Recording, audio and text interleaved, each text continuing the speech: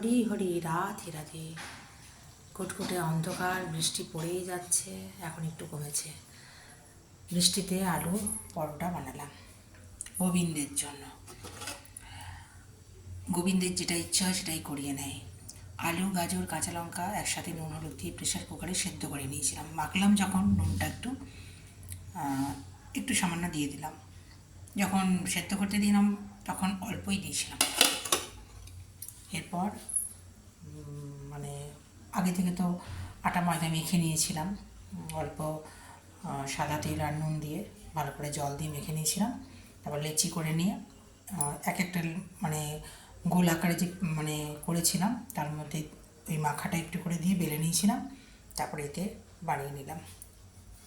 এই যে দেখছেন, ননস্টিকের তাওয়াতে করেছি, দেখি কেমন হয়। গোবিন্দের যেটা ইচ্ছে হয় সেটাই কিন্তু করিয়ে নেয়। গোবিন্দই সব কিছু ব্যবস্থা করে দেয় আর কি। ভালো থাকবেন।